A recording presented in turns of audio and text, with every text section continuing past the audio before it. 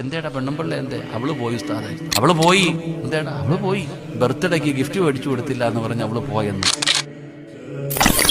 എന്തോ വലിയ ഭാരം പോലെയാണോ? ഭാര്യയും ഭർത്താവും തമ്മിലുള്ള ജീവിതം ഇന്ന് കുടുംബ വഴക്കുകൾ വല്ലാതെ വർദ്ധിക്കുന്നു. കാരണമൊന്നും വേണ്ട. ഇന്നലെ 2 ദിവസം മുമ്പ് ഒരു ചെറുപ്പക്കാരെ എന്നെ വിളിച്ചിട്ട് കരയാ ഉസ്താദെ, പള്ളിയിൽ നിന്ന് പേപ്പർ വന്നു ഉസ്താദെ. ഞാൻ ചോദിച്ചു എന്താടാ? എന്റെ ഭാര്യയ്ക്ക് എന്നെ വേണ്ടാന്ന്. എന്ത് പറ്റിയിട്ടാ ചെറുപ്പക്കാരാ? അവള് സങ്കടത്തിൽ ഇരുന്നപ്പോ ഞാൻ അവളെ സമാധാനിപ്പിച്ചില്ല, അതുകൊണ്ട് അവൾക്ക് വേണ്ടാന്ന്. കൊള്ളാം, നല്ലത്.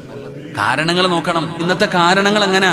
എന്റെ പ്രിയപ്പെട്ടവരെ, എനിക്കൊരു സുഹൃത്തുണ്ട്, എന്നോട് പറഞ്ഞു ഉസ്താദ് അനിയന്റെ കല്യാണം ഉസ്താദ് വരണം, ഉസ്താദ് എന്നെ നിക്കാഹ് നടത്തണം, വരാന്നൊക്കെ പറഞ്ഞു. എനിക്ക് പോകാൻ പറ്റിയില്ല. അവൻ അവസാനം ഞാൻ കണ്ടപ്പോ ജാമ്യം എടുക്കാൻ വേണ്ടി അടുത്ത് പോയിട്ട് പറഞ്ഞോടാ എനിക്ക് സുഖമില്ലായിരുന്നു, വരാൻ പറ്റിയില്ലടാ, അള്ളാഹു ബർക്കത്തൊക്കെ ചെയ്യട്ടേടാ. എന്തേടാ പെണ്ണുമ്പിള്ള എന്തേ? അവള് പോയി ഉസ്താദെ, അവള് പോയി. എന്തേടാ? അവള് പോയി.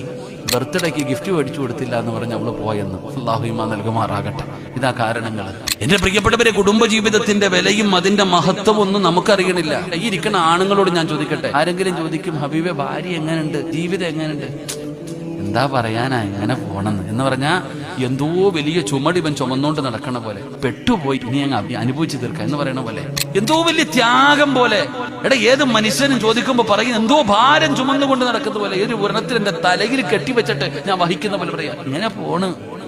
പെണ്ണിനോട് ചോദിക്കും ഇക്ക അങ്ങനെ ഉണ്ടോ? ഓ അന്നും പറയണ്ടേ, പറയാതിരിക്കല നല്ലത്. അവസ്ഥ അങ്ങനെ ജീവിച്ചിട്ട് എന്ത് കിട്ടാനാ സഹോ? നിങ്ങൾക്കറിയോ അതിന്റെ വില എന്താണെന്ന്? ഇവിടെ കുടുംബ ജീവിതത്തിന്റെ വില അള്ളാഹുവിന്റെ ഖുർആൻ പറയുകയാ. ഇന്ന് ലോകത്ത് ജനങ്ങൾ സമാധാനമില്ലാതെ നെട്ടോട്ട് ഓടുന്ന കാലവാ. അള്ളാഹുവിന്റെ വിശുദ്ധമായ ഖുർആൻ പറയുന്നു, വിവാഹം കഴിച്ചാൽ സമാധാനം അവർക്കുണ്ടാകും. അള്ളാഹു നമുക്ക് ഈമാൻ നൽകുമാറാകട്ടെ. സമാധാനം കിട്ടാനുള്ള വഴി എന്താ?